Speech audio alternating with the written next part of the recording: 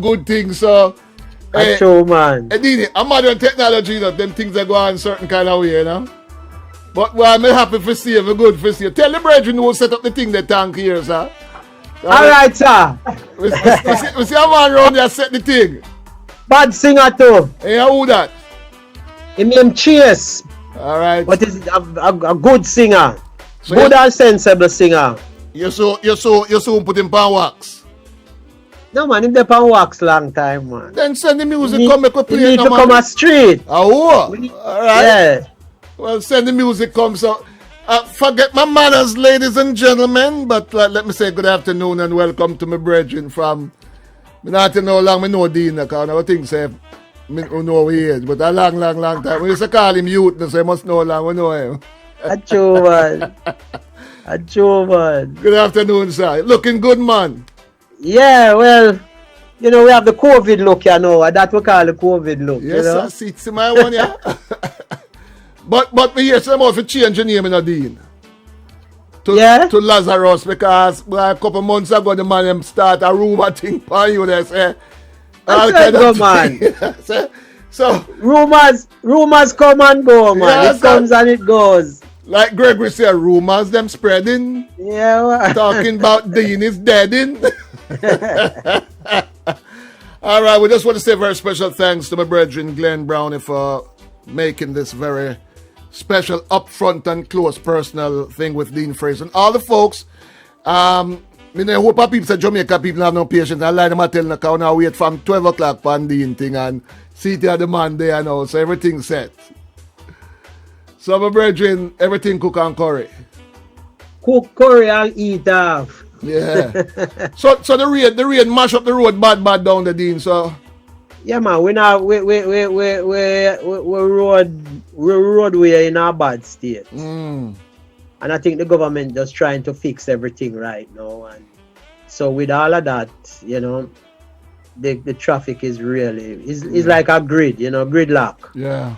Plus it's Friday, so it make it worse. Plus it's Friday and it's mountain. Yeah. Woo! Everything. As Miss Lula said, Wasara. Yeah. We just, Dean, we talk all the time on this program about especially the players of instruments. That a lot of time that people hear the name Marley or a Dennis Brown or a Maxi Priest or a Taros Riley, a Marcia Griffiths, but without the players of instruments, the man that could not sing them kind of music, well, them couldn't sing it, but they wouldn't have the sweet music behind them. And a lot of people don't know that there's so much people that play hand, that play drum, that play guitar, that do all these things to bring the music forward. And one of my mission is to make people start know who these people are. You know?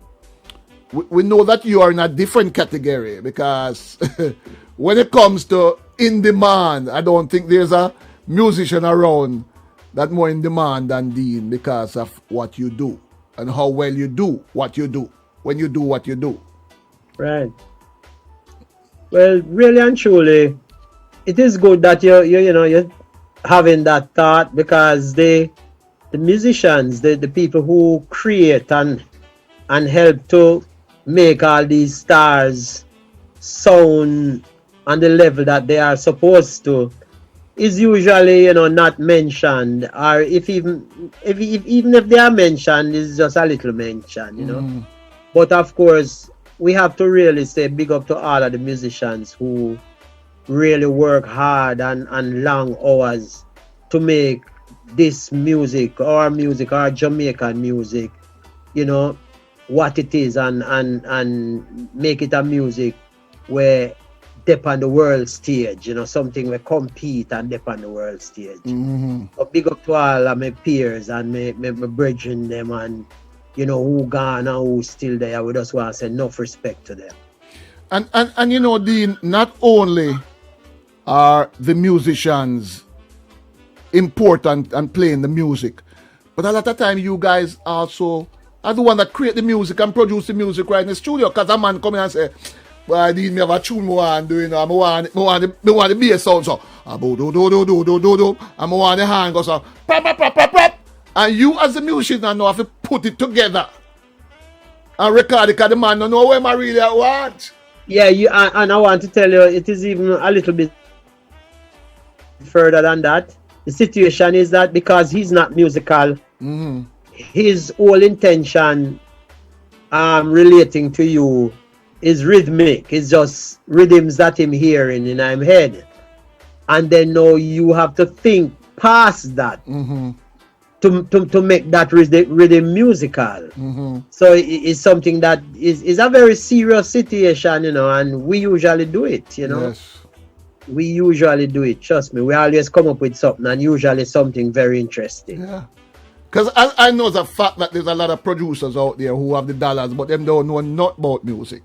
So yeah, well, yes. When you go in the studio, they are really executive producers. Yes. That's the real title, But you produce the music, but you don't get the reward for producing the music. Well, a lot of times, yes. And especially in a Jamaica where we just reach upon the level now where we are learning about the whole copyright and all of this stuff, So nowadays we are a little more, in tune with what is happening and what we are supposed to do when we record a song or produce a song or co-produce or write a song, But back in the days, the older musician who didn't know that them really suffer this way. Them suffer bad, man, and them create all this great music and has nothing to show for it, and it kind of bad, but sometimes we have to just help them along, or who they about and try to change that. Yeah. And so we now have a better understanding and going forward, Before going further, I have a man in the chat room by the name of Mr. Mardy. He said, must bless you up. Mr. Amadi, Blue, from out of South Florida. From out of South Florida. All right, sir. Big him up for me too and tell him, say, thanks for tuning in, respect. We want to go back, Dean, because we want people to know a little bit about Dean Fraser. Where were you born? Right under the clock. You know what that means, right? A Jubilee, man? A Labour one? Yeah. I know Jubilee, name Liney.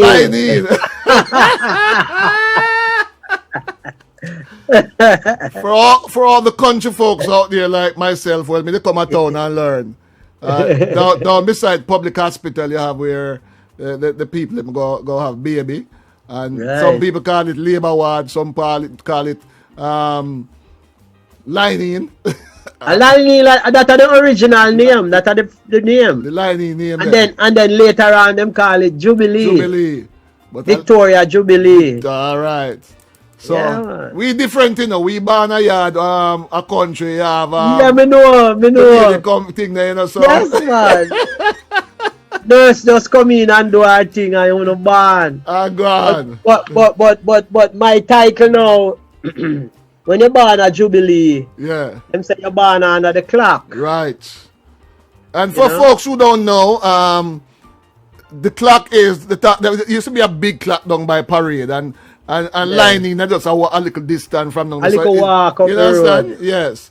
So I must say, I'm born on a thing there, But born under the clock. Me here say NOV back in the days, NOV PNP woman wouldn't go have baby down a lining because them say them a socialist and them not going to know Labour ward.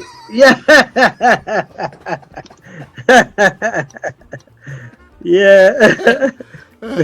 So, what school you attended, Dean?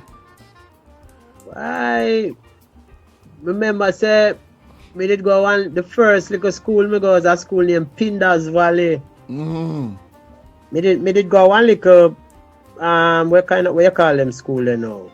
Prep school. No, them time that when me born, they them not have nothing named prep, man. Prep a new name, We used to we used to call it private school. Private school, okay, all right, yes. Yeah, it was just a little school because pre-education, them time they have them kind of thing there. Right. Preschool and them thing there. So them just send you. Me used to go a man named Mr. Arnold out on Tarrington Bridge there. So remember me did go to that little school there, right? And then now after me go Mr. Arnold now, My auntie Juanita, who is an educator, she took me after she graduated from Michael. She took me to Clarendon, where that's where my family come from. Okay. So she took me to Clarendon, where she went back to Clarendon to give back, as a lady who passed through school. So I used to go to one school named Pinders Valley in Clarendon. Okay. Now one place named Coxon. Mm-hmm. And then I spent maybe 2 or 3 years, and I came back to town, and then I went to a school named St. Peter Clave upon St. Joseph Road. Yeah, man, off Walton Park Road there. Yes, man. And then from this, Wickedest marching band come out there, sign a brethren. of course, I know every man will play in a marching band. Yes, man. St. Peter Clave. Yeah, man. I know all the great Santa Davis used to play in that man. marching. Yeah. Yeah, man. Yeah. So that is where I started, and then I went to a school named Norman Manley. Mm-hmm. And that school now, the first day I went to Norman Manley was the first day I pick up a hand. Mm. In the cadet, or you just decide? No, man. After Norman Manley, my auntie sent me go Jonestown. Mm-hmm. When me meet a man named Alfred B. O'Brien, and him said to me, say, come. And him start to show me to play an instrument called the clarinet. Okay. So that's how I learn, and that's how I start. Mm-hmm. So the first day of school, the first day of music school. Wow. First day of high school, first day of music school. Wow. And it was in the blood. You just gravitate to it. Not really. No? Me play around a little bit still until me tired of it. And yeah, man, tired of it. And them time I rate myself as big cricketer, you know. You want to be a George Headley? Me bowl down any side them time. What? What's a bowler? Them no come out of Miami, they come play cricket and think them and ask them name. But anyway, my auntie said to me, say, me send you go to learn music and you a skull and I play cricket. So my mother just back me up and fix me properly. Mm-mm. Yeah, man. Them back me up in a room and deal with my case wickedly. Wicked. Because I can't run out, because them lock the door. And when we run from one side, a lick, we go to our next side. So, What them use? Tambourine switch? Or are the good belt? boy, them use belt, man. Them don't use no tambourine switch, man. Them have some. I remember them first time belt, they're no plastic. Oh, you mean that's some wicked leather belt, man? So when we get them licks, then me had to check. A 2 week my ball final. After that beating then. Wow. 2 week. Wow. And I start say to myself, say, me not take no more beating for up, so me have to go ball for 2 weeks again. so me have to weigh me thing, and say, you know what? Music feel lighter, So me just start deal with the music. Yes. So by me reach 15, it no work for them now, Cause remember now say a school them send me go, And them send a bright youth go to school, and by me reach 15, me decide say me not go no more school. Music you want to play.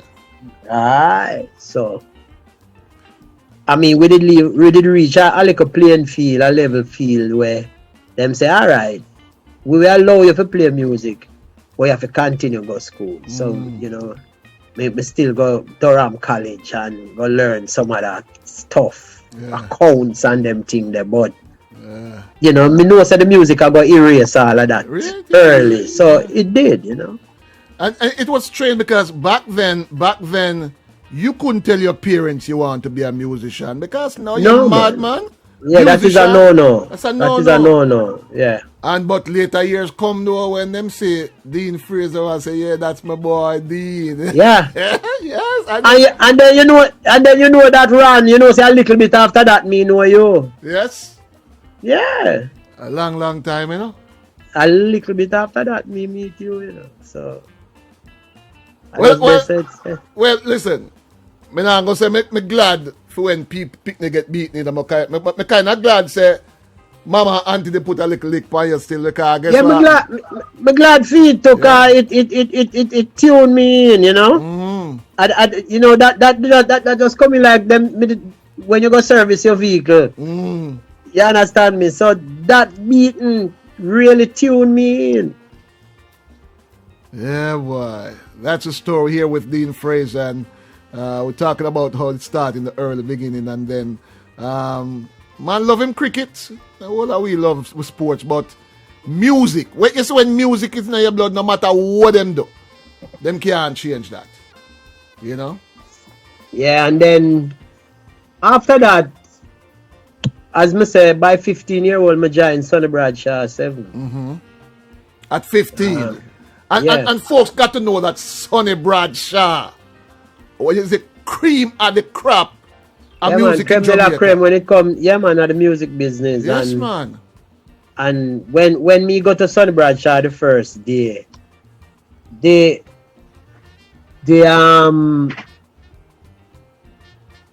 what I saw and what I heard, I not think I did belong right there, so. Because me a baby to what was happening. Yes.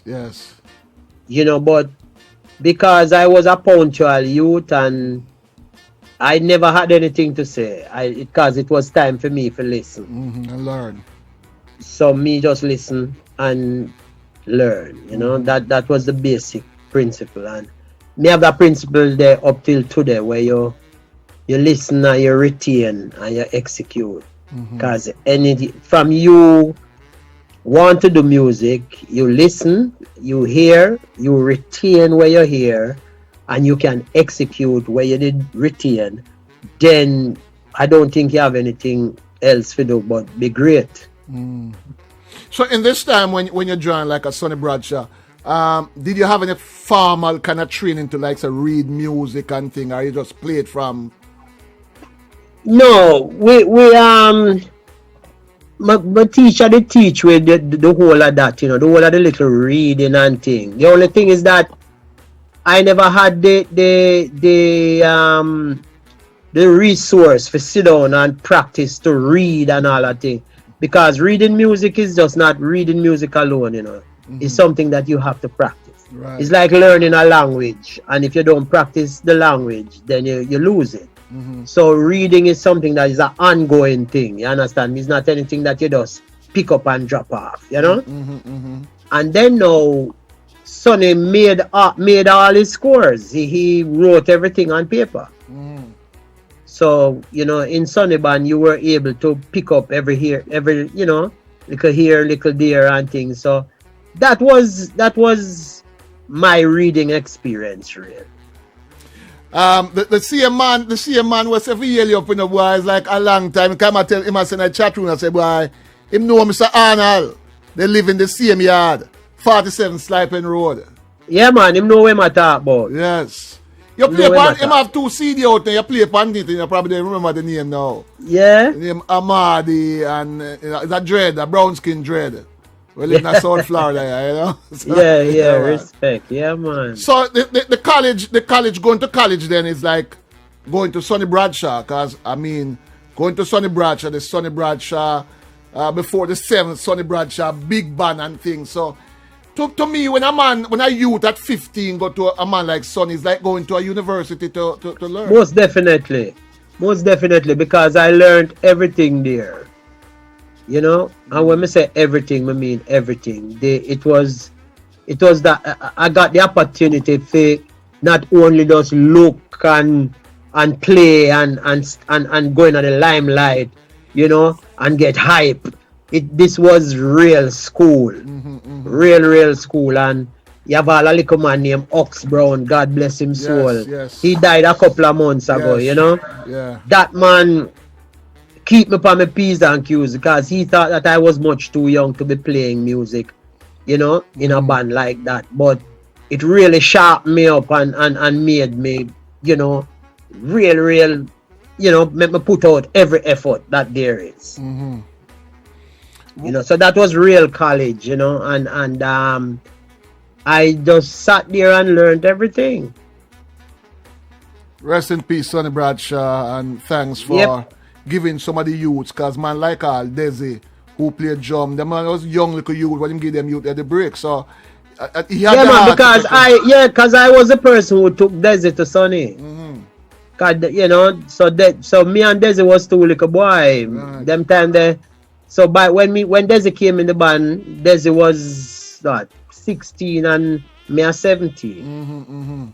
You understand me? So you know, the two of we grew up in the same group. Yes. Them call we Sonny Bradshaw two extended sons. You know. And again, we have to give respect, because if the elders don't pass down the knowledge, then the youth them not can't pick it up. That's right. So for the elders them to pass on and say, boy, it's two youth here. Yeah, man, them have to say something. Me carry them and give them the break, and that's Sonny. Them have to say something. Yeah, man. So from Sonny, you move on to what? Well, in Sonny's era was really a monster era for me. A monster era in the sense where a lady named Melba Liston, who is one of the most famous jazz trombone players outside of the United States, came to Jamaica. You know, the government did bring her and to help the whole music program in Jamaica. And I started to go to her also. Yeah. So then there's some learn say you must have soul, you know, when you play music. Yeah. She taught a lot of that, and then, you know, all these jazz standards and all of that. So I learned to play alongside other musicians effectively, you understand me? So she also taught us a lot. And so with that era right there of that early 70s situation, you know, brought a lot of good, you know. So one of the great things about all of this situation was that because of my improvement, other people were interested in my improvement. So you have man like Glenda Costa, you have man like Cedric M. Brooks. Yeah. So them man they used to just pass through because Babe O'Brien was good, you know, and them man I'm friend them. So them used to just pass through a evening time, first time, and encourage me and give me encouragement and all them thing there. So with all when we got through all of this, all of these people were there. So all of us was at Melba Liston, and me meet man like David Madden, and you understand me, and of course, you know, me and Nambo Robinson and Chico Chin, the whole away there from them days, you know, from little boy days, you know. Yes. So it was really a nice thing. And one of my interests was me used to just try and just there anyway Tommy cook there. Okay. I always find him and thing, and remember one day when him give me a mouthpiece and tell me say use it. And that mouthpiece helped give me my sound when me have right to this day. So Tommy cook now, me always go to the studio now and me just stand up at the studio and watch them play. One play, but me have to just watch them play. And the thing about it is, me start to say to myself, say, me want to hear myself on record. Yeah. When me turn on my radio, when the tune start playing, me want to hear myself. You understand what I say? Yeah. So that was the first time I go to Mr. Bradshaw and I said to him, say, boy, Sonny, I'm going to leave the band, you know. Now Mr. Bradshaw get mad and start saying, where you going, boy? And blah, blah, blah, blah, blah, and thing. And so I just said to him, say, boy, I'm going to leave, man. I said, I'm not really going nowhere, but I'm going to leave. I mean, I never had another job. And I said, I'm go to another band or anything, you know. I just want to go, I just go to studio. So I just go studio and I just stand up and wait till me go Joe Gibbs studio and I go Channel 1 studio, and both of them allow me to play. Okay. And so me get a little foot in, and then everything started from there. So with that now, Nambo did their foreign, Nambo come home and we join a band named We the People. Yeah. So Light Parks become the Dan now, and we just get together and we just rehearse and practice and play some serious music. What was this? Ras Brass? Yeah, man. Nambo, Nambo Chico. Chico. Yeah. And you did have another trombone player to name Light Car. Him live up in Florida there. See, him did dead too, but afterwards he migrate and just leave me and Nambo and Chico. Yeah. You know, so We the People was the next thing.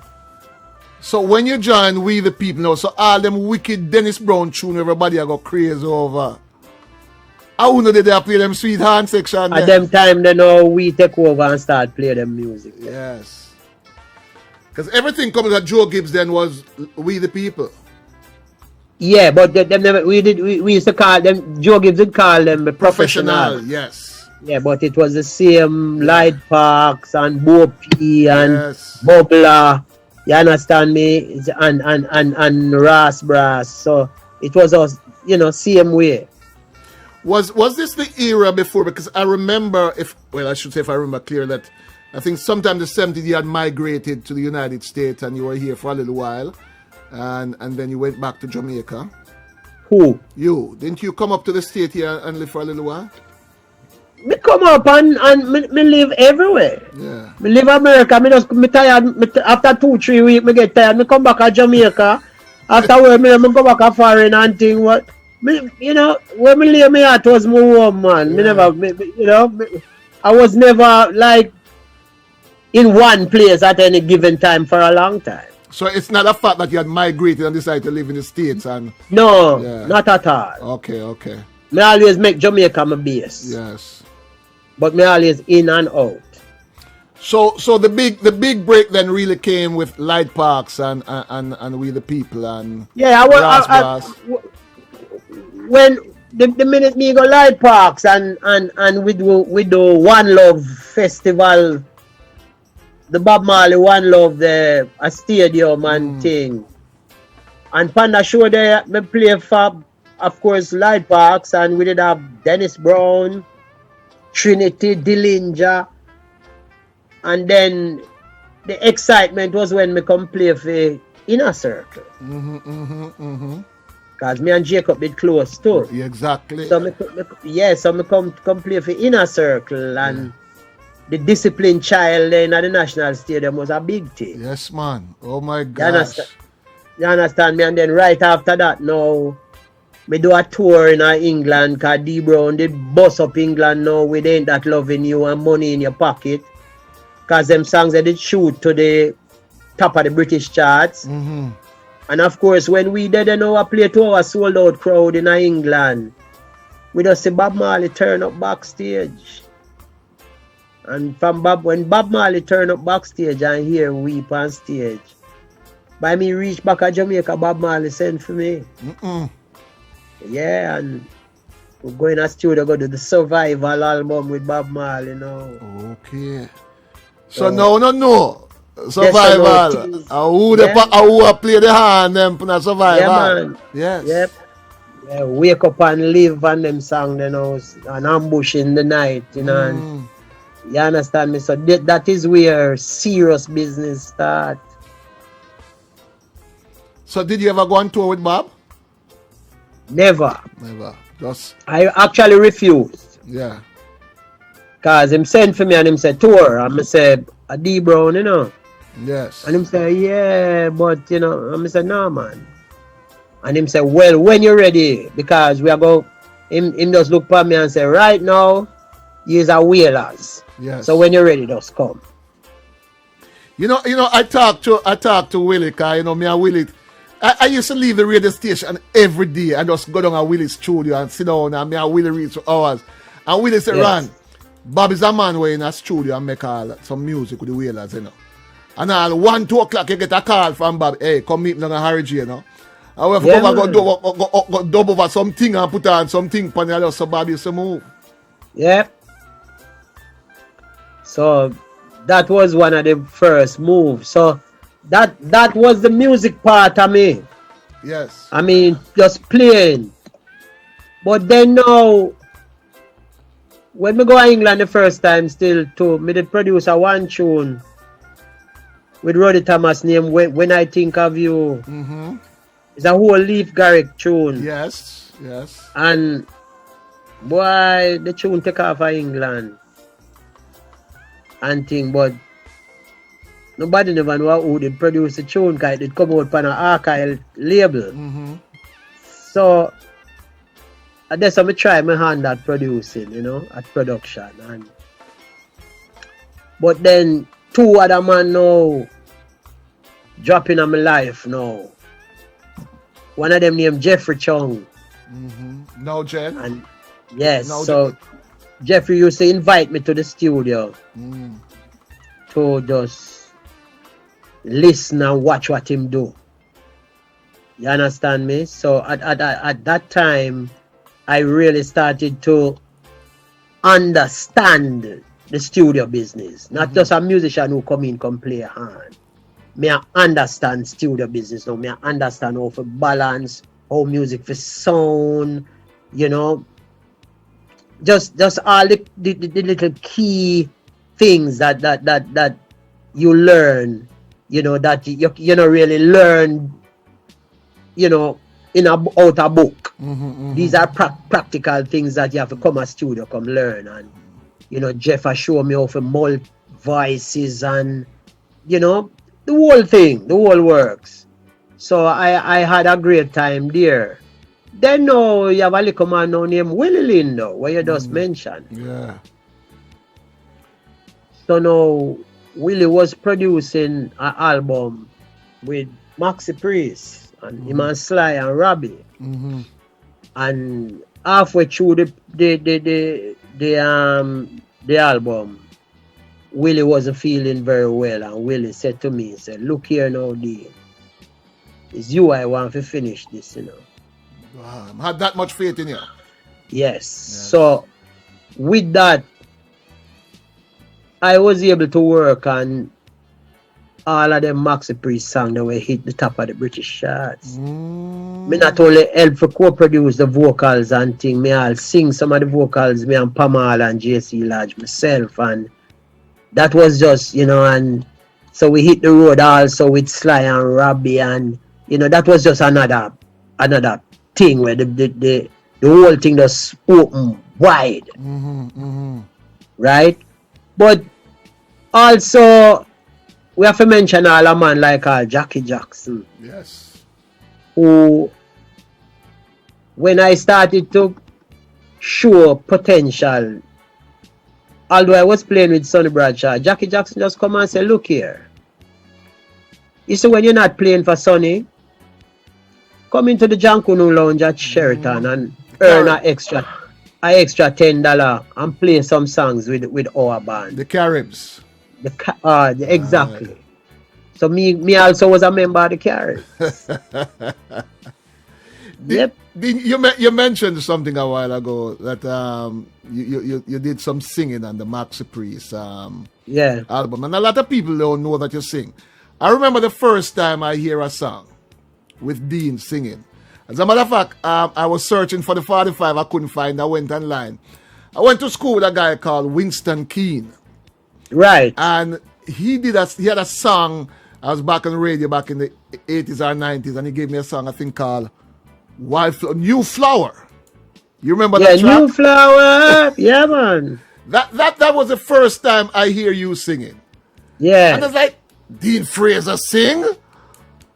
So, yes, a lot of folks don't know that you also sing. Yeah, man. We do little vocals, but we prefer to direct it than sing it. You know? You have 2 albums out there that's, well, let me tell you something. When people, I mean, you have many albums, but these 2 albums where you paid tribute to Marley. Yeah. Especially a track that you had, Redemption Song. And anytime you play that song live, boy, it's like people just have tears in their eyes. It's just one of them touching songs. Yeah, that was a vibe where we tried to play that song before Marley passed. but unfortunately, he never get to hear it. Yeah. But on the year of his passing, I played that song at Sunsplash, and during that performance, nobody spoke. Yes, I remember. Yep, I was there. yep, silence. You know, we're looking at what? 20,000 people? Nobody spoke. Yes. Yeah, man. Yeah. Wow. I can just picture that performance there, Dean. Yeah. Yeah. When you play different kind of horns, and one of the things that what are the instrument you play is a little saxophone like this. Soprano, yeah. Yes. Tell us a little bit about that. Well, that is just another, saxophone. Yeah, I mean, you have alto sax, soprano sax, tenor sax, baritone sax, bass sax, curved soprano, straight soprano. But for some reason, I got hooked to the curved soprano sound. It just sounded a little sweeter. And what happened was, I earned the curved soprano. No, I was on tour, right? And we were in Montreal, and we on tour with Luciano and Sizzla. We hit Montreal. We did one of the best shows ever in Montreal. It was a big thing. We got Canada excited. And we have to leave Montreal at 7 a.m. Saturday morning because we are in Toronto Saturday evening. Well, guess what? I get up and I hit the bus at 6:30 in the morning. And at 9 o'clock, I was still in the bus and the bus wasn't moving. So I was kind of upset, and I said, why I get up out of my bed and come down here now for 2 hours and the bus don't move. So when everybody come down now and I hug up and I laugh and I talk about the show, me just get up and go away. So me walk about a block and a half and guess what me find? A music store. So me going to the music store now and me see the man have this little horn. I think what it was called a Burton. And me I said, what is a Ben soprano? So me ask the man if me can play the horn. And the man said, sure, man. So me now sit down in a little corner under there play the horn, and me not even hold up my head and see what I go on, When me hold up my head, me realize me have an audience. So when me stop play same time and the man say, no, the man say, from him have the store. Him own that store now for some 25 years. Him say nobody at this level ever played or buy an instrument out of that store. So by this time now, Fatis and everybody a look for me. And me just in this little room, just a play and I enjoy myself. So now, Fatis a pass the music store and hear me inside their place. So Fatis just come and grab me in my shirt back and say, come. And me have the on. And me say, see me have the man on. And him just said to the man, say, how much for the on? And the man said, boy, just give me $800, yeah, man. Because this man just play this on beautifully. Fatis just give him the money and Fatis just draw me, carry me going at the bus same way with the on and everything. You understand me? So that is how I came by that instrument. And after that, I remember I came to Jamaica. And the first song I played with that instrument was a song named Want You Back for Good. Yeah. Yeah, man. Yeah. With singing melody. Bulby tune. And never forget it. Yes. You understand me? And that is how we started to play that little horn. Rest in peace, Fatis. Rest in peace. Dean, we can't count the amount of music that you have done. I mean that you have done for yourself. You have done for different artists, and in the background right now there's a song playing. I don't know if you can hear the music that is playing, but I don't know what inspired you to make this album. and I might be biased when I say this, but to me, one of the sweetest album that you have made is a gospel album, my brethren. Yeah. Right now, give me 1 second, Dean. Let the people hear a little piece of Amazing Grace by Dean Fraser.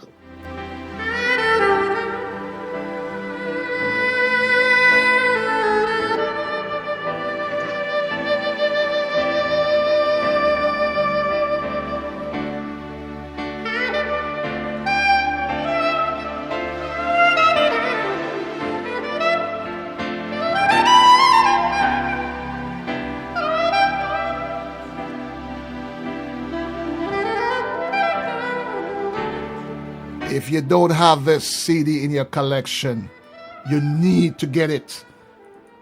Here's another track that I love so much.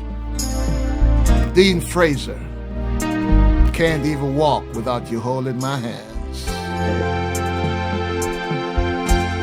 In this house, we always praise the Lord.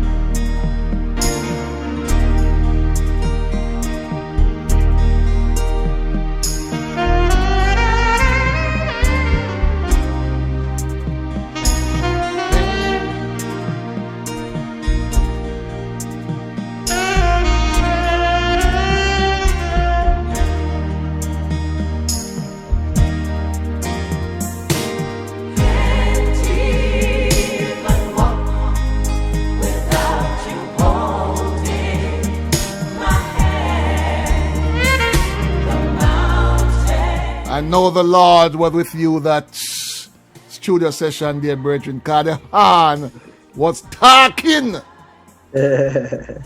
What inspired you to do this gospel CD? Big up to Neville Lee. Yes, rest in peace, Neville. Rest in peace, Neville Lee. Great Big guy. up to Neville Lee. You understand? Yes. So Neville was the one that asked you to do this one? Yeah, man. Neville Lee. All of that came straight from Neville Lee. Sonic Sound. Sonic Sound. Yeah. Wow, what a beautiful. I mean, like right now, I'm tearing up. There's certain time I hear certain music and it just tear me up, brethren. Yeah, man, but you know, I'm a brethren that still. Mr. Lee was my brethren. Me and him used to have great times. Yes. Him always have a good story. Him always have a good, you know, a good advice, you know. So whenever I go to Sonic Sound, I know that it's 2 hours or more, because from I go through the gate, even if I was just going to the studio, Amanda would say, Mr. Lee, or him would see me on the camera and say, me just drive in. And him but before me could have park and come out, him say, Dean! And me and him just go in at the office and we just start talking. Yes. And him always, you know, give good encouragement and good advice. And, you know, the gospel album was a Neville Lee thought, you know. Night and day from him brother, eh? Night and day from him brother. Yeah, you know. I tell stories and I say them all the time that, you know, I remember when I just came to Florida and I started on a little community radio station that really, but I never know we. And so when you know you go to Jamaica to try to get some music to play in the program, and the big man them used to give you a hard time, you know. But we don't know about you, we just care. But when you go to a place like Sonic Sound and Neville or his big son Stephen, Yeah. him just say, Ron, go around the discotheque where you want. And I tell people all the while, Neville, Jimmy Cliff, Mrs. Wilson, who used to be at Federal at the time. Yeah. Delroy wife. Yeah, man. And over at Sonic Sound, it was Jimmy James from thing there. And the Fabulous One. Them guys, I mean, Byron Lee wouldn't give me crap. But them guys round here, and it meant a lot to me because, you know, we never have money for go buy a record, for go play a record. So these people, I know when you say, boy, I was a good guy, I know exactly where you're coming from, brethren. Well, you see, those days what you did wrong was you go to the boss himself. You did for no Byron Jr. or him sister. Well, those were the... Me never need them in a car. Jimmy James and the Fabulous One used to take care of me. So. you see, those were the people that I dealt with, and, Yes. and they made me get music too, you know. Yes, yes. We have been brethren for a long time. We've been brethren from the 70s, and when I play music, when I talk about music, I'm not talking what I read or hear. I'm talking what I live, because music is a thing from me as a youth. Me just live music. Right. And just like how Dean said, me used to go to his studio, go stand up and watch. And so me used to go down all RG and sit down on the step and wait for all Dan Tap with them come out of his studio, them things. Yeah. I used to go to the turntable and stand up before I know Winston very well, you know, because Winston became like a father figure to me after a while. I used to go by turntable and stop by the disco booths of hours and hours. I used to sit on the speaker beside the disco booth. Because that was my music college in knowing who do what and who play what and who produce what, and you know, the different singers. That's how I learned about Bell and Creed, and you understand me, and Dozier and all those big writers, Smokey them and everybody, you know. I would sit right there and Winston would say, yeah, Dean, that was done by such and such a person, you know. And so, you know, I would just sit there and just remember and retain all of that. Yeah. You know, Gambling off, this is Gambling off, you understand me, and thing, you know, this is the Philadelphia sound, this is Zachary, you understand me, this is Philip Church and all these great musicians, you know. And I would learn all of that right there in the turntable club. Yeah. Sitting on top of that speaker that Winston had right at the disco booth. Yeah. Mm-hmm. You know, then I would buy the records for myself and go back and study the line and notes. Okay. Which was really important to me personally. You know. And that's a thing that's missing now, because we buy our music from off the very internet much so. There's yeah. no credit or anything. Yeah, line and notes now you don't really see it much. You know, you would have had to, you know, be real inquisitive to continue to check what is happening, and then you will see something. Right, you know? Right. I want to step back a little again. Let's remind the folks that our special guest is Mr. Dean Fraser. And we're up close and personal. You know, we just not talk about music. We just talk everything, you know. Make you realize some of the things in the music business that these folks got through. A lot of time, as Dean said, him never really think about money. Him just want to hear a song on the radio where him a play. My hand a play. Yeah, man. My hand that, you know. So when you work with Fatis, and I know Fatis very well, right? So when you work with Fatis, I guess this is when your really production things start, because you was doing all the production for Fatis. At that time, I was working for Fatis. I was working for Gussie Clark. I was working for Donovan Germain. I was working for all these people. Yeah. But in the case of a Germain or a Gussie who have more idea about the music business, what was Fatis? Yeah. Was Fatis more like an executive producer or a man who really? Fatis was a dreamer also. Fatis knew a lot of things that he wanted, right? But not being able to bring it out. Him call me. Right. But Fatis was very musical, yes. But as I said, he didn't really know how to bring that to the fore. So then he call him say, boy, Canon, because him call me Canon too. Yeah. And him say, Canon, boy, I want this or that or that. But Fatis always knew a good song. Fatis know a good song anytime him hear it. Right. So he was able to him know solution was gonna be a big thing, you know. But then, you know, I took Sizzler to him. Mm-hmm. And so we started to work together, and boy, for that period it was really a fantastic thing. Right. You know, we really did some good music. And it was also his idea of Dean Fraser play Bob. Okay. Okay. And you got all your credits working with a man like Fatis. You get your credit because Dean, since I started, I mean, I know these things long ago, but since I started this interview series, to hear how the producers them handle the play the instrument, you know, get your credit, you know, get your royalty, you know, get all these things. So in this your journey here now, where a man like Fatis have the idea, but him can't put together and call Dean and say, Dean, this is what I want. Were you really rewarded for your work here? Sometimes things pass, but him try more time, you know. But you know, when a man don't know, him don't know, and sometimes you have the time when a man does him have a certain attitude towards the music and how it must go, and that is the way how him operate. You understand me? But at times I was, you know, rewarded and spoken of, you know, and things were there that showed that I did a lot of this work. Yes. Let's take a look and we're gonna come right up to Taurus, but let's take a look at the state of the music now. And thanks to Mr. Glenn Brownie, who kinda educated me a little bit the other day, because you know, you hear a lot of these music that they make. I call them 10 seconds, where they make a beat for 10 seconds and then loop it through the whole thing.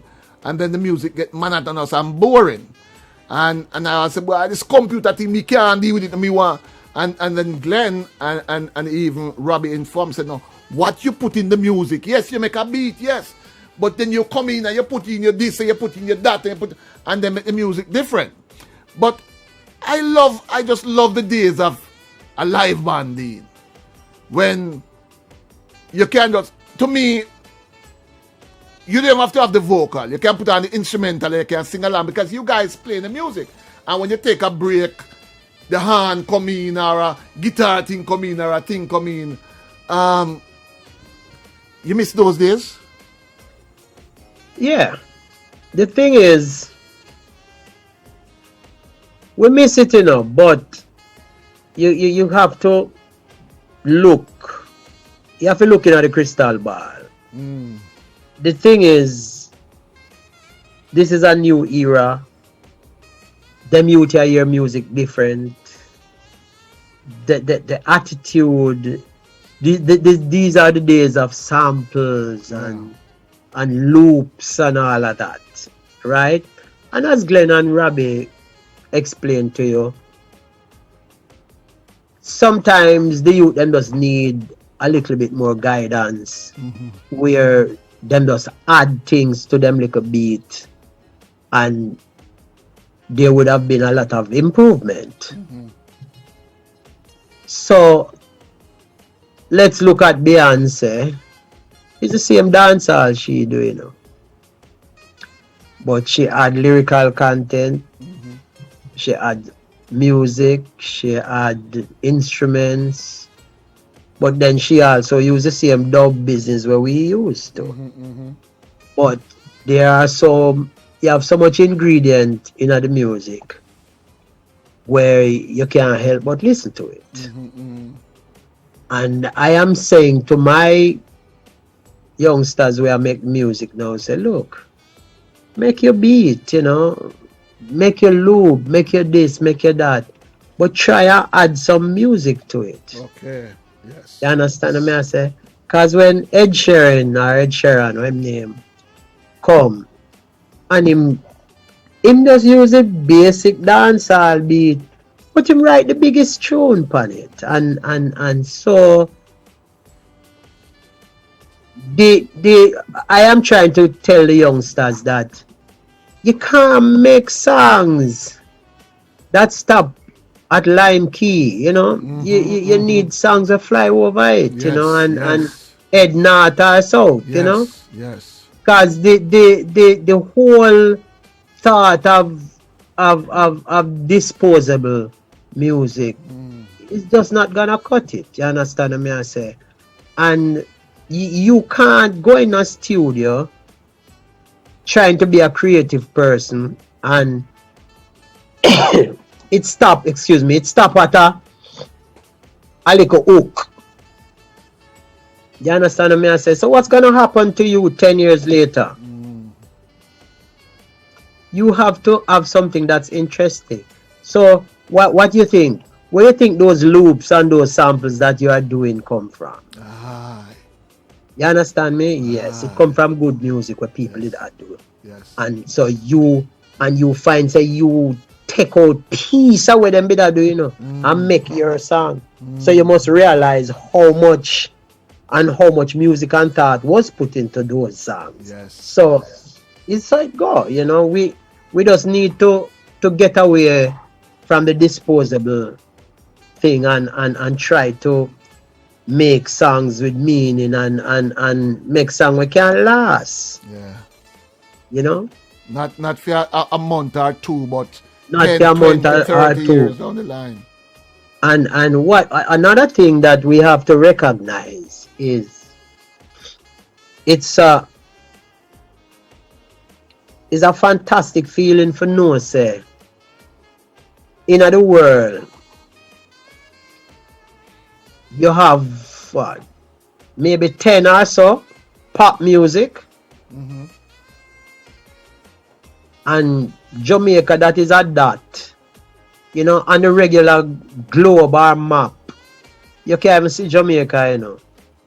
But at least 4 or 5 genres come straight out of Jamaica. As you said that, I was reading an article this week where I'm not sure which of the artists said it, that in the Grammy, we need to break down the Grammy because it's not fair to have a Beres Hammond or a Taurus Riley in the same category as a Beanie Man or a Popcorn. And in the same category, you have a Skip Marley and thing. Yeah, but yes, okay, I totally agree. But you can't stay one side and say that. You have to defend your music and step up and make it happen. Right. You see, the Grammy is not our one, you know. You understand me? And so it make no sense we stay one side and say, yeah, them need to break it down until we need to step forward and go do it ourselves. Right. Because we need to step forward and make a man know, say, look here, this branch of the music is a dancehall branch. This branch of the music is roots reggae branch. This part is lovers rock. This is where vocals are made. You understand what I say? And is we need to step up and show the people where around the Grammy say, yeah.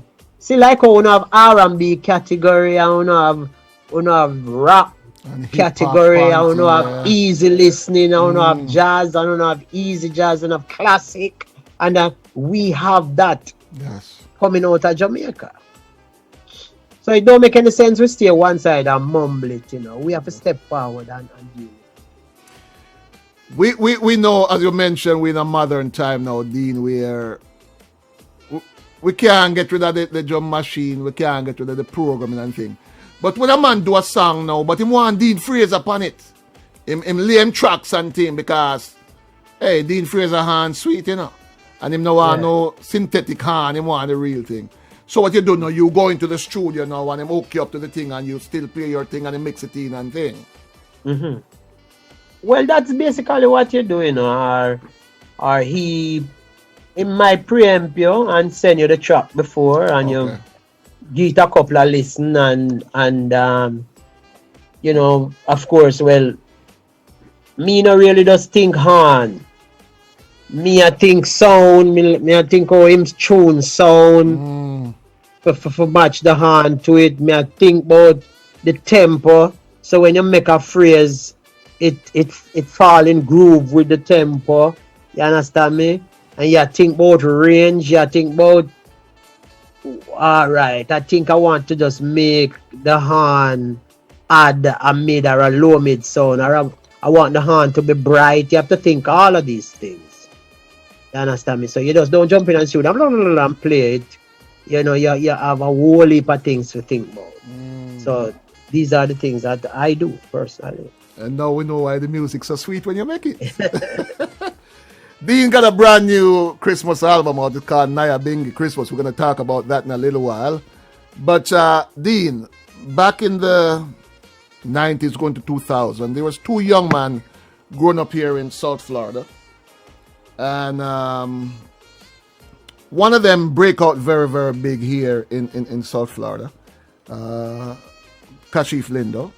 The other young man wanted to be a DJ. He didn't want to sing. He wanted to be a DJ. And then he moved back to Jamaica.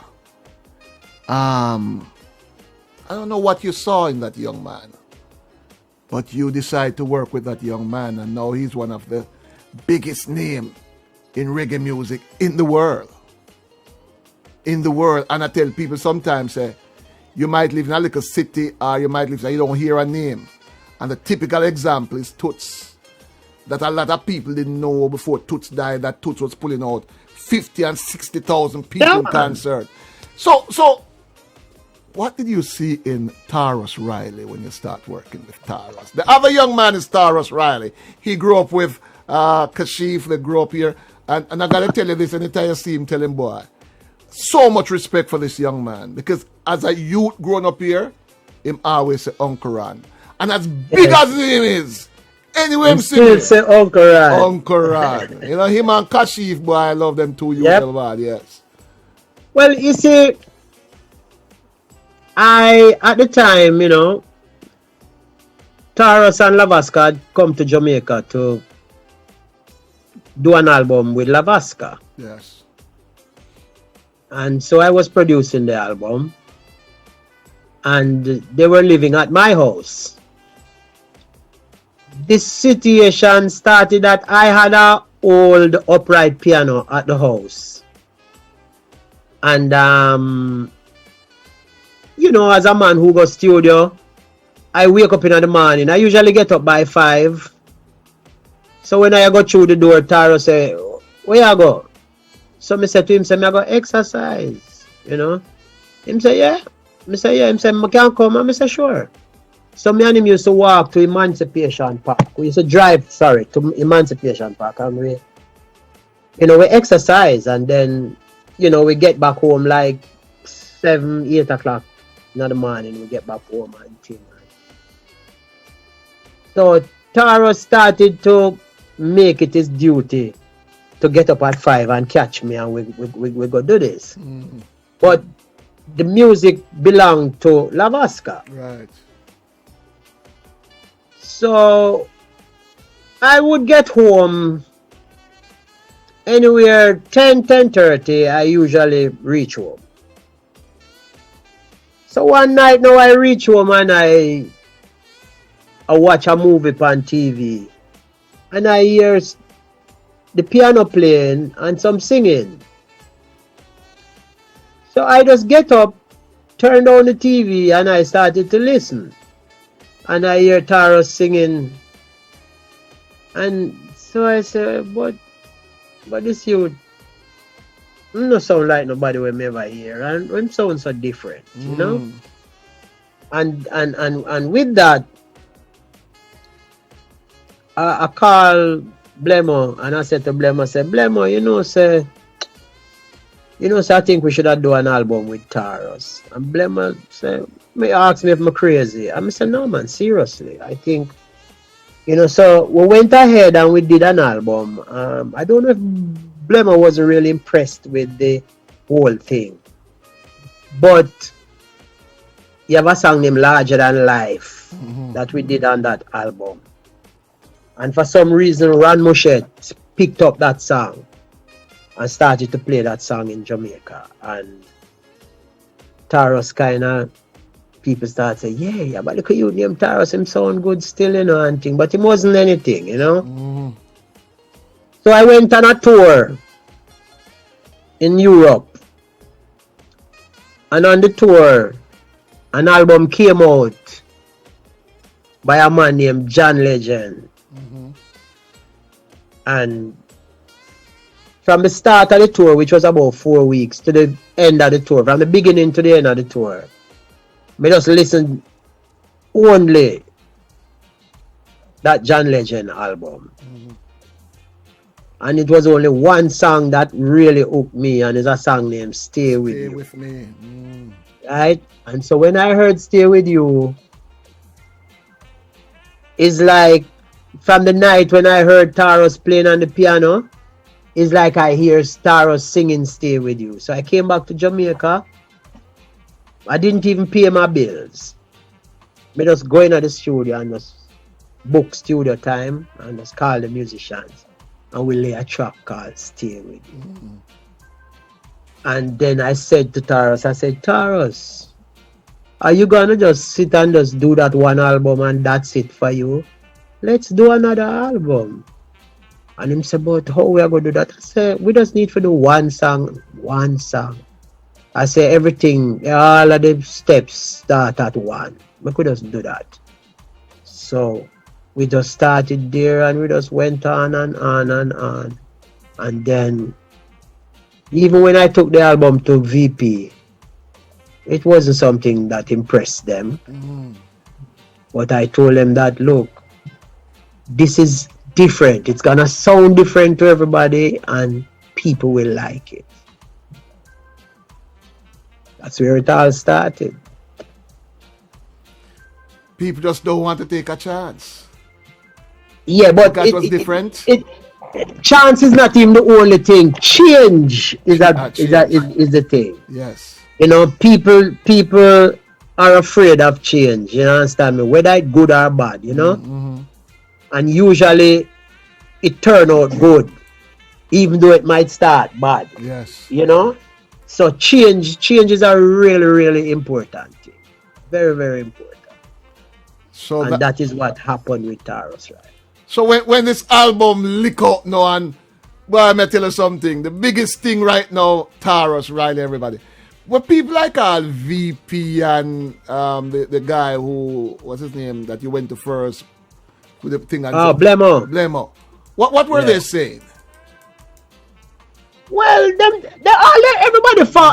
everybody just fall in line, you know, because everybody fall in line because they thought that everybody has said, boy, a little Taros this, him just, you know, arrive out of nowhere. So, and then now, one of the great things about Taros, you know, Taros really understood what was happening and him know how to apply himself, you know, so it really worked.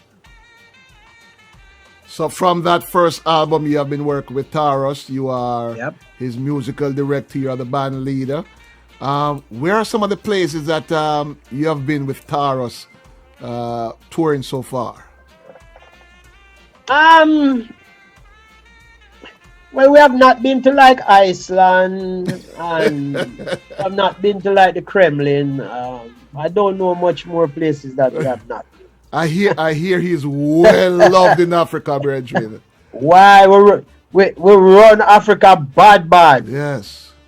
Bad. Kenya. Ooh. Damn. Yeah, man. And you have a place named Uganda. Unbelievable. I heard.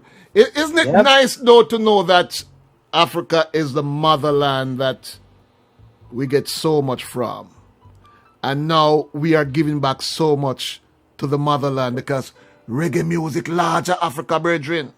Yeah, and but it has always been that way, you know. Yeah, we know from Mali days, but yeah, man, and Jimmy Cliff and them, man, there's always, you know. I remember the first time I went to Ghana, and the man them come for culture, Joseph Hill, and crown him. Them crown Joseph Hill of Ghana.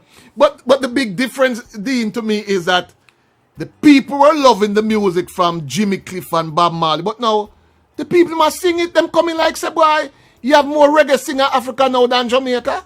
Yeah, because you have social media and that has brought everything at your fingertip. Mm. You understand me? So I mean, I remember when I used to play African music at my yard, Yes. and people used to say, "What is that you're playing?" I play it in my car and think.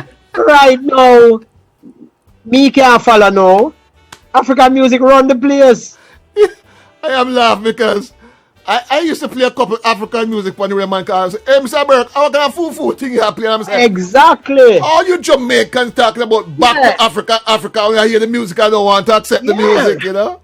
When you play you Masikili and Fela Kuti, when you play all them tune the first time, people laugh at me. Yes. And watch you know, the man them use Fela Kuti samples now. Yes. And I it around the place. Yes. As I talk about that, I remember there was a white lady out of Canada. I don't know if you remember this, Dean. A Jamaican brother produced this album, and it was all white musician on it. The vocals are white musician, and I'd gotten, I think, 2 copies then. And I think it was in the Stingers we were one night and one day, and I played it, and you said to me, boy, Ron, you have to give me a copy of that, you know. You remember a CD called Birds of Paradise? Yeah, man. Yeah, man. Birds of Paradise. What a nice production, Dean. Yep. It's nice to see when people accept the good stuff that we have, you know. And that's why you mentioned a while ago that people need to start make music that go beyond Lime Key and not just stop right there, sir. Exactly. And what these foreigners do is, if you listen to them, the basic foundation comes straight out of the roots of Jamaica. See, but what them put on top is for them culture, and for them culture means if you're going to write a song, write a good song.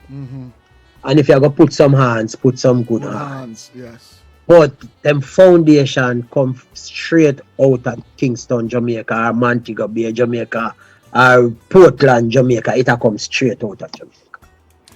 We're in the top of the hour. Just want to remind you that you're listening to TMC The Morning Mix. We have advertised for the folks who saw this. We did an interview a couple weeks ago with, when it comes to the knowledge of reggae music and the research of the music, one of the biggest Bob Marley collection in the world, brother man by the name of Roger Stephens. And we have had so much requests to repeat this interview, and we're supposed to start Dean at 12 today. We had a little setback with some problems, so we start Dean later. And so we're going to push back the Roger Stephens rebroadcast until about 4 o'clock. So for the folks, if you're logging on, and see we're still talking to Dean, we started this interview late, but we're still going to have a rebroadcast of the Roger Stephens. So stay with us. Let me just acknowledge some of the folks who are still with us, and we'll get back to Dean.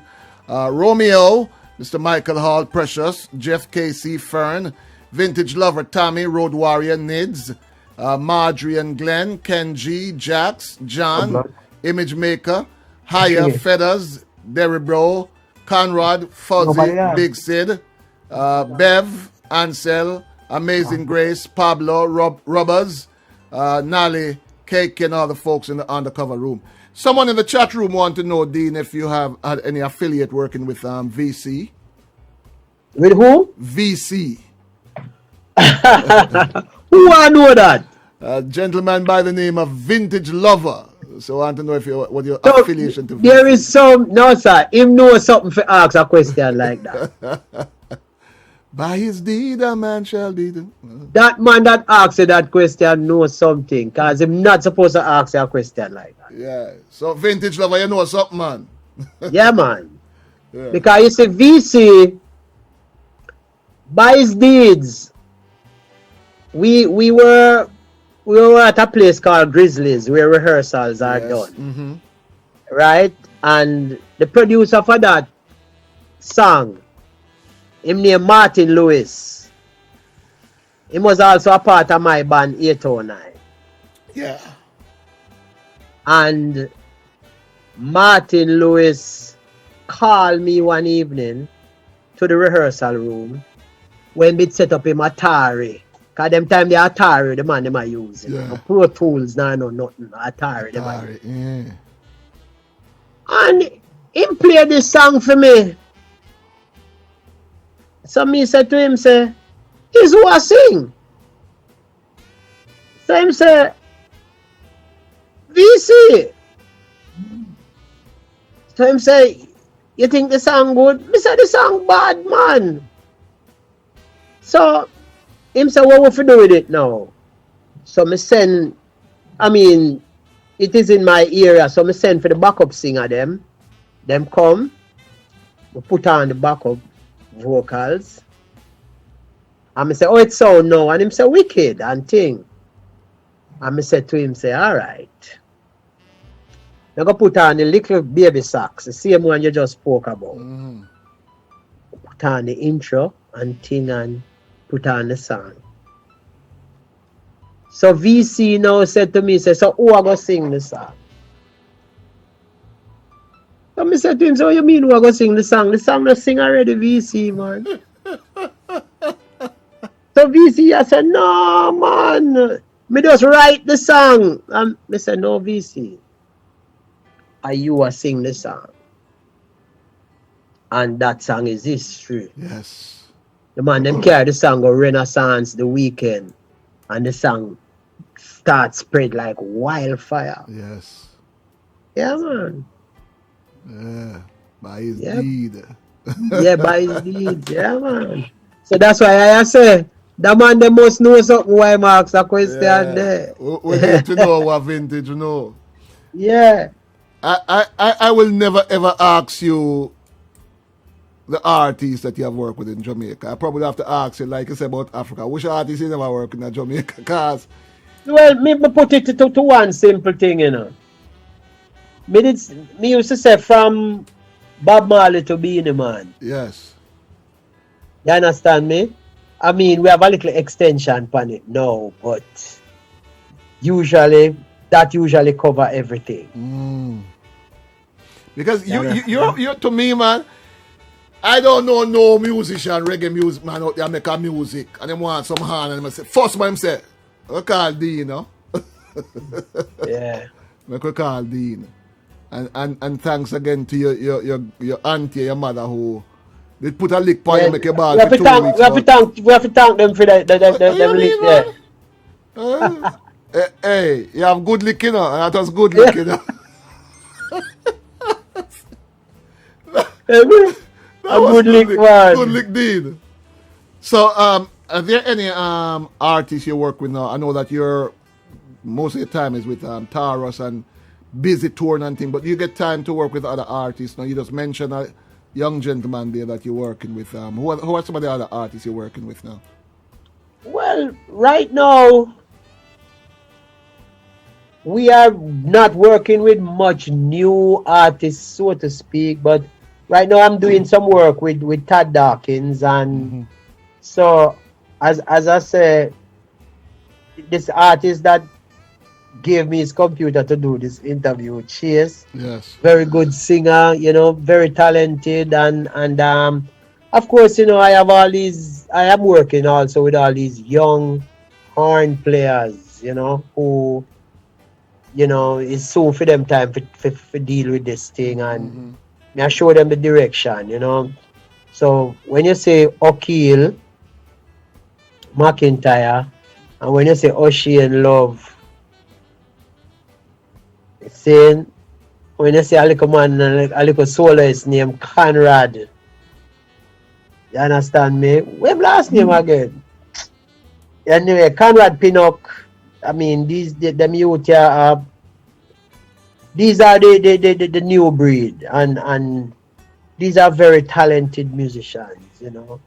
Randy Fletcher, trombone player. Them youth here come out of Edna Manley, and them on them way up, you know. So we have to concentrate and pointing them in the right direction. Seeing, and we have all a young flautist now. She named Zoe. She's on the Christmas album too. Seeing who, you know, her flute sound is really and truly something for reckon with, you know. It's just soothing and lovely, Yeah. you know.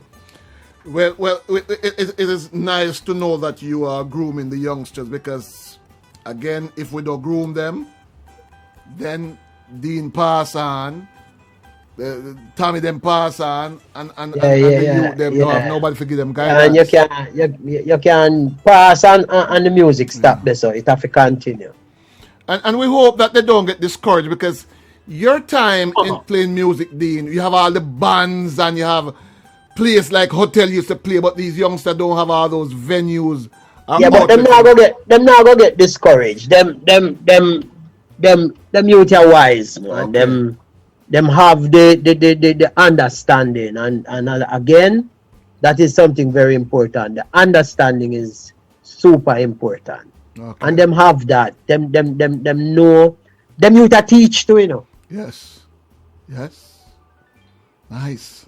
See, yeah, them youth had the only other place me did see something like this was in Cuba. One time when we did go Cuba, where the man him get up and go teach a morning time. At lunchtime him go to the hotel, go play for lunch in the hotel, then him go back at school and continue teaching to in the evening. In the evening him go back at the hotel, go play dinner music, and then in the night him play dance music till maybe 11 o'clock, and him go home, go sleep, and the cycle start again. Nice. Understand me? Well, them youth are them attitude of them youth are deal with, you know. Nice. So them youth get up a morning time now and them go teach. You understand me? And then by midday now, them come with their studio, we start playing music. Right? And then some days them have to do a rehearsal because them have a little gig for do and all of that. So it's not a situation where them come and them a try a thing and them don't know what them a do and thing. Them things set out. This is not just interview. This is reasoning. Hey, dear, when you do the next flyer, just put reasoning because I don't rush, you know. Especially when I talk to my brethren, when I talk music. Somebody here just put in the chat rooms. I want to know if me did talk to you about Sheridan and Peter Stewart. Probably when I'm supposed to talk to Dean about Sheridan and Peter Stewart. You know what I'm talking about, Dean? Yeah, Peter Stewart was the manager at the Sheraton. First black man to manage a major hotel in Jamaica, you know. Yes. Yeah. So Sheraton, that was Peter. Very nice brethren. You know, I've not seen, me don't know what I'm to him. He live at Florida, man. He live at Tampa now. Oh, me just know say he was a cool brethren. And me, you know, me used to enjoy how him used to just come round and you don't know if he is the manager or is one of the man them were working at the hotel ordinarily. You understand me? But it was a super cool brethren, you know. So, you know, big up to Peter, you know. And a lot of time you wouldn't know the manager because I said before, you never see black man manage a big hotel chain in Jamaica, no? So right. No way. So yeah, it is nice, yeah. Right. Dean, who is one of your who is your favorite sax player? I really have none that I would call favorite, so to speak. Right? I am a Coltrane lover. I love John Coltrane. Okay. Right?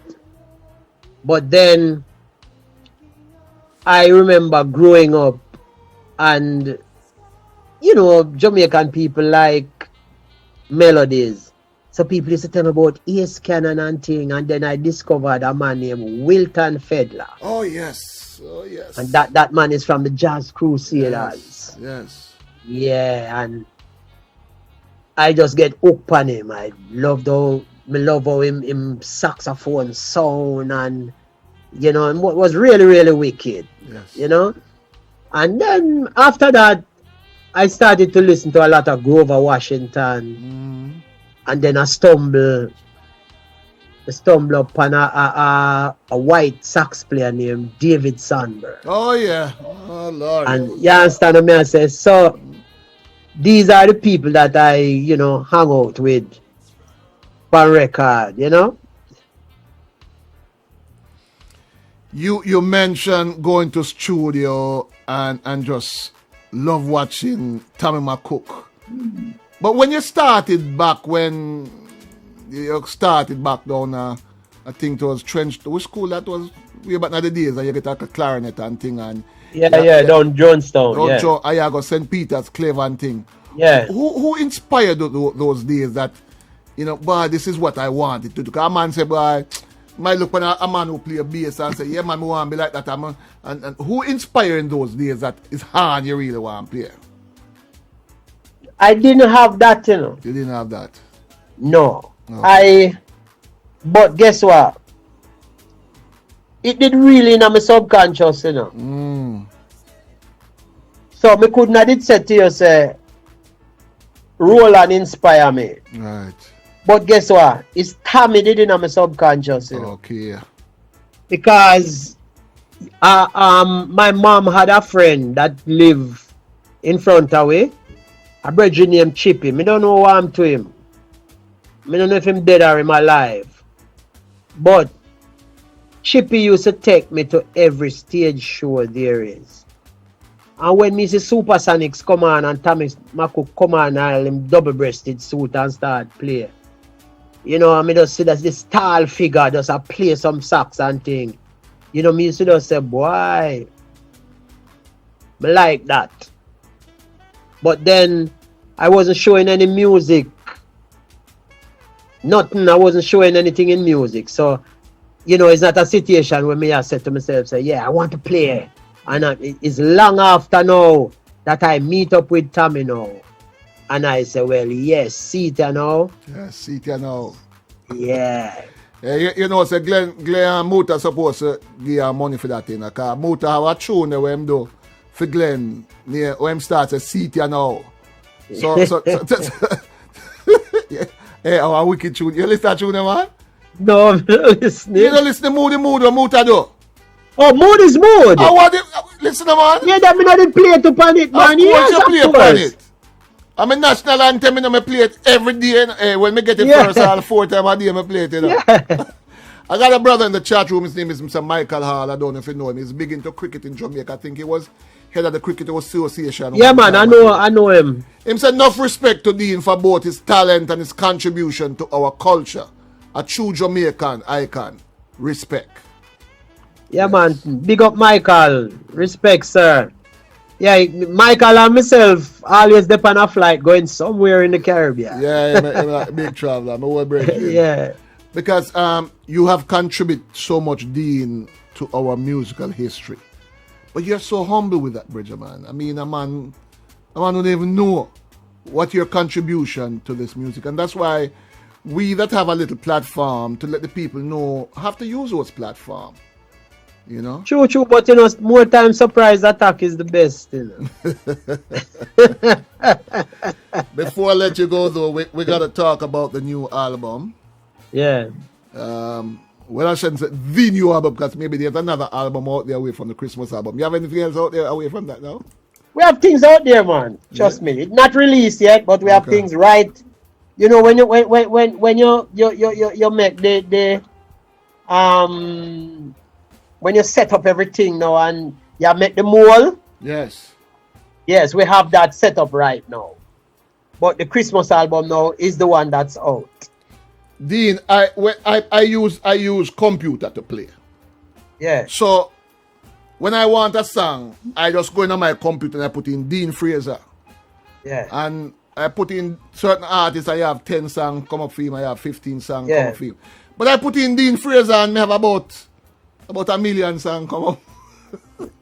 Brethren, you still have break now, you have to all them blowing. And what tune you making, Dean?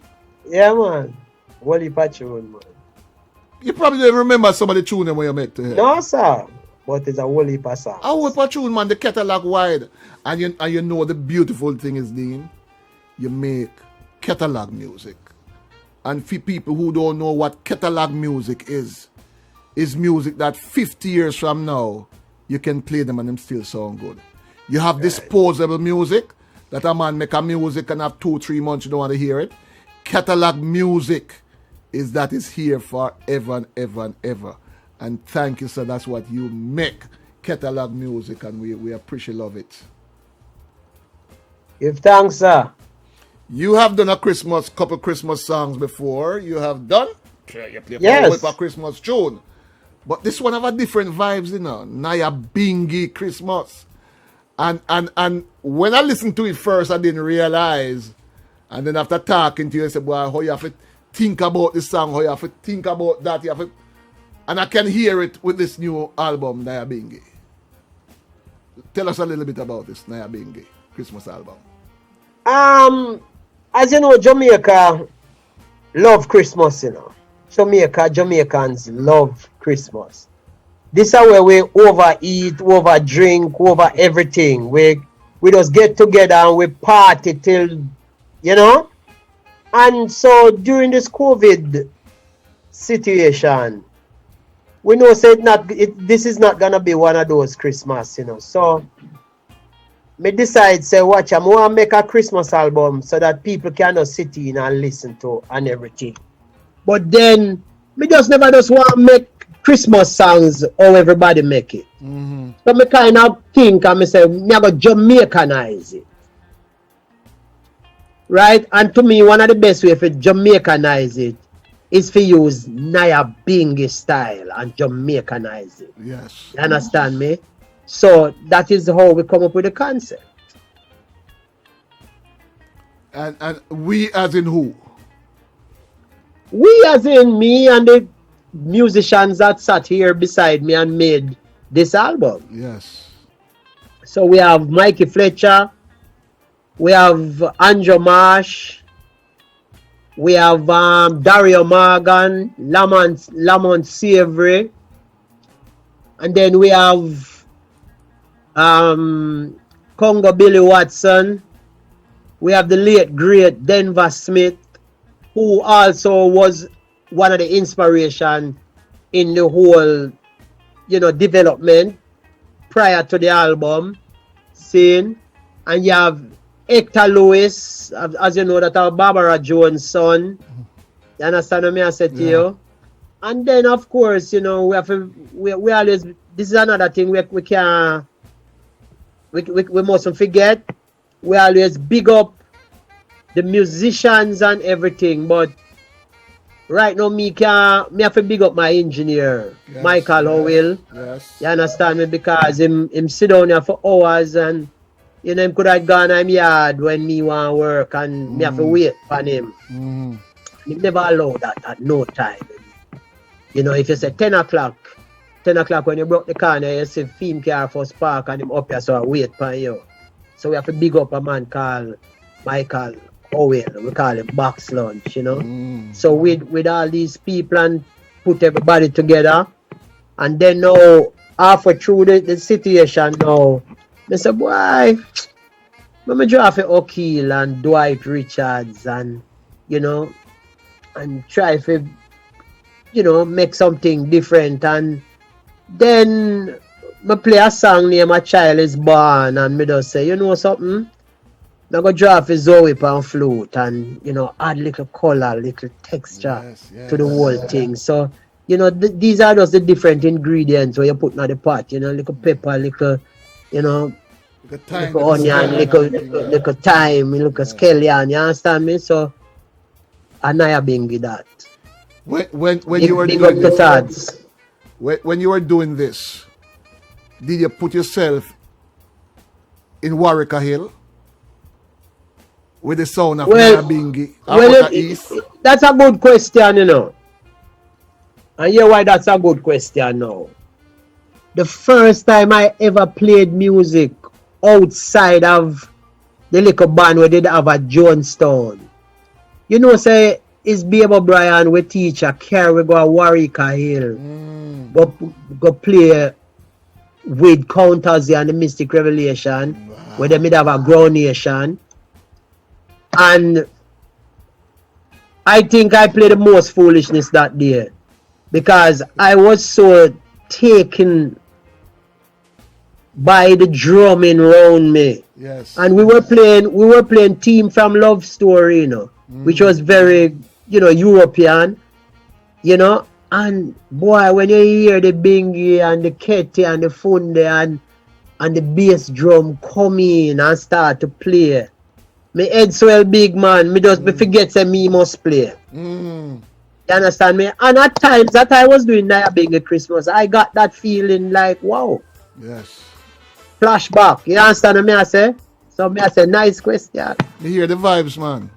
Yes. You hear the vibes, Dean. A man just come in at the chat room, he must miss what for the interview, you know, because I must ask you a question, but we don't talk about that long time, you know, but Yeah. He want to know if he was a member of the St. Peter Clever's drum corps. I say, oh. I wasn't. No, not at all. I was just a member of the school. Oh, your school. Oh, you never played at the drum thing there? Me never played at the drum corps, no. What?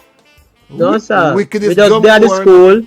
And of course, I hung out with the drum corps youth them. So I saw me know Scotty and Santa, you know, and Tizza Fabs and all of those people. Okay. See? Yeah, because we commissioner was one of the leaders, was the leader of the drum corps. Yeah. Good thing I must ask you, because I thought you played in the drum corps, you know. I mean, No, man, I didn't. No, I wasn't a part of that. No. Good brethren used to play with them, you know. Yeah. Talented. And Dean, isn't it good that sometimes some youth just need a little break? Because when you're looking like all a St. Peter Clever drum corps and the kind of music they used to play, it's just that to get that break, man. I mean, like, and a lot of these groups develop great musicians too. Yeah, they do. They do, you know. But you still more time, even though you have the break, more time you need a little guidance, you know, like a beating. You know? Hey, I think of that, me need the car. You know, so I used to play a bugle in a St. Andrew Technical Kellet Corps.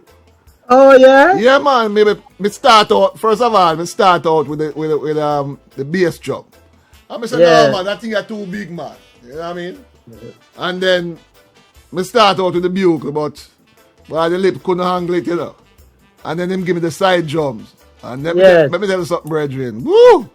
And that means a show off, you know. He said, we all go different school, go play, man, all like a young girl. Yeah, man. I have turned on your spin the stick and them kind of thing. You know what the thing did? Yeah, because we used to hang around the drum corps, you know. So all of the songs and how they play, yeah, I could do it. Yes. But I was never a member. Your mother and auntie should be my relative and give me a little beat. Maybe that turn out to better help me play beside G.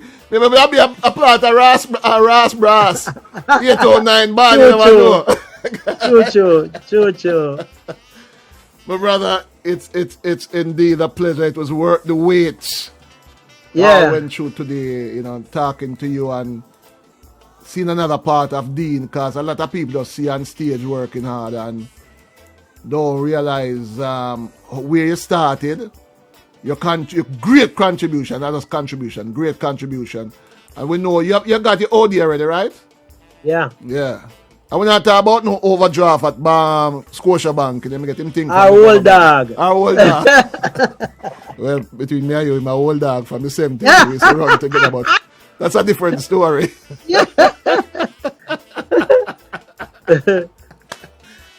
Yeah, Ron. Yeah, man.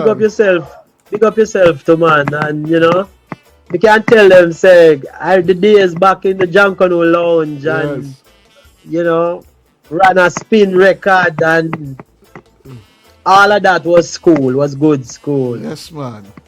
Yeah, so you know, man. we want to say give thanks and big up yourself to sir. And I thank you very much, Dean. You wanna say anything to the listeners out here? Yes, man. We want to big up. We want to say thank you to, you know, all those people in South Florida. We want to thank the people who support our music and support us as the musicians, you know, and because we not take nothing for granted, you know, you not have to do it. Yes. You know, you the fans don't have to do it. And so we want to say special thank you and just keep giving us that support because we need it too. And on behalf of the listeners and the people all over the world, because, you know, modern technology people are listening in Africa, in Europe, in Asia, in Israel.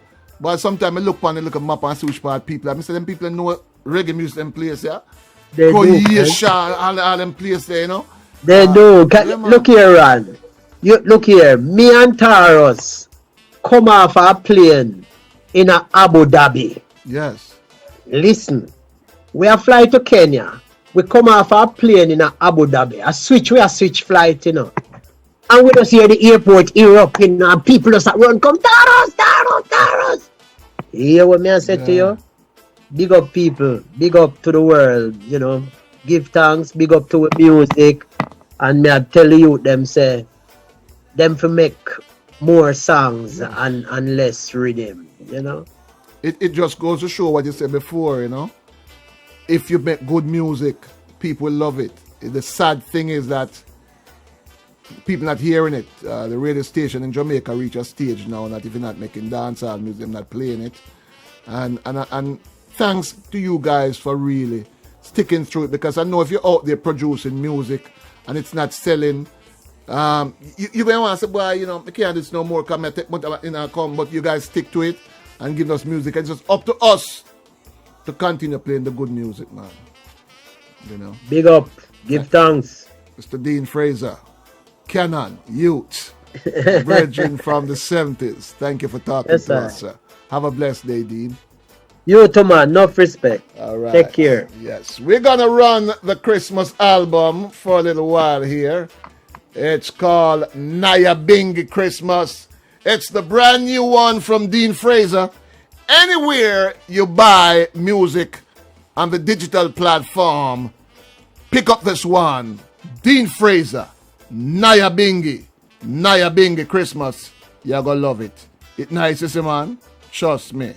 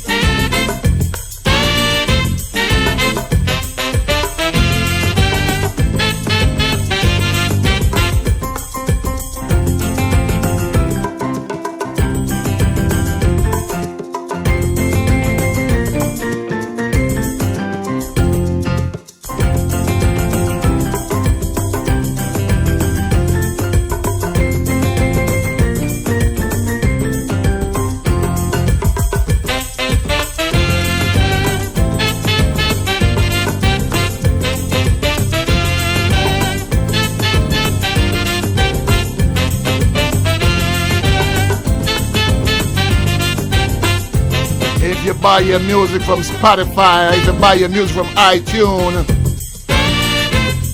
Log on and pick up a copy of this one for Christmas. And if you want to give a friend, I know my favorite gift at Christmas time or any time is the gift of music. So if you want to give a friend a gift this holiday season, it's a different Christmas vibes. It's a yard Christmas vibes. Naya Bingy Christmas is the name of the CD by Dean Fraser. Yeah.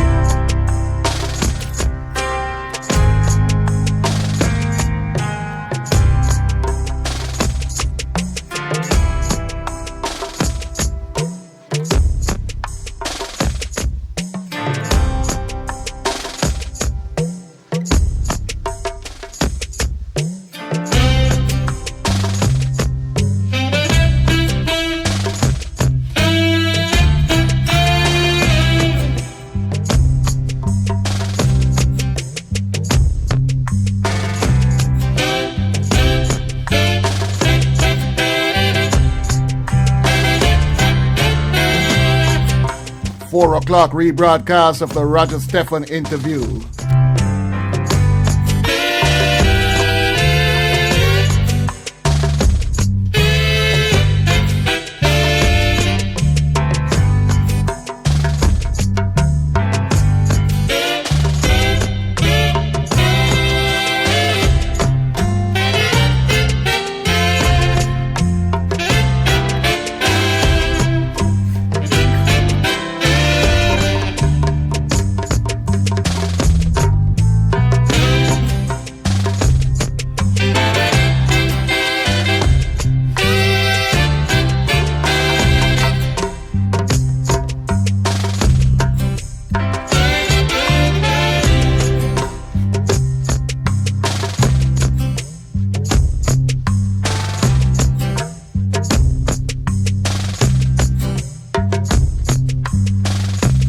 Every time I hear the sounds of the drums, the drums, the drums, the drums.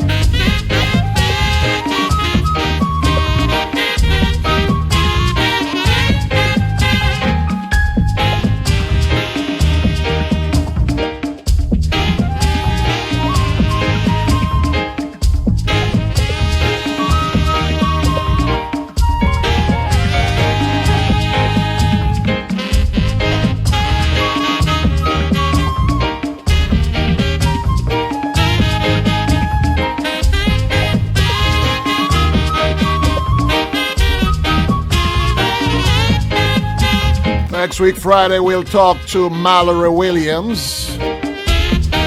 Remember this Monday, 12 o'clock, we talk to Sharon Lee Ralph.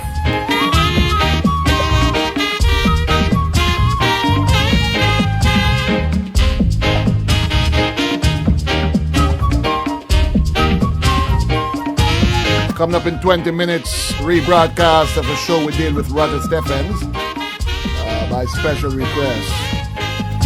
Robbers, still waiting.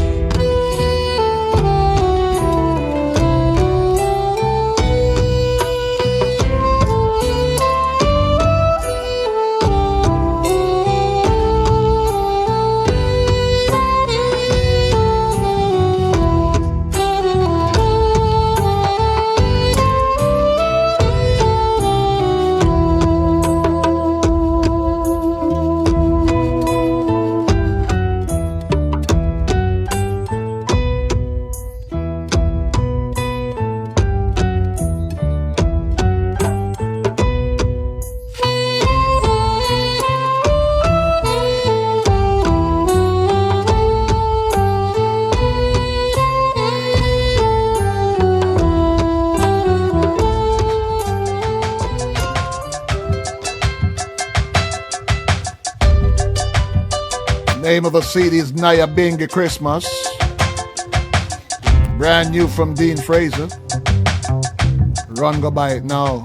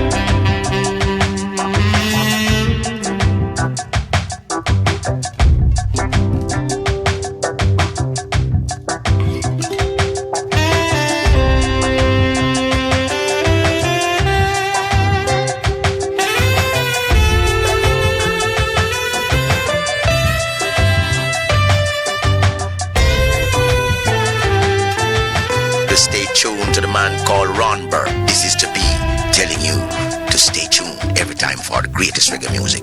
Cultural, revolutionize, mystical, dancehall, every time. Tabi Bonavilla says so.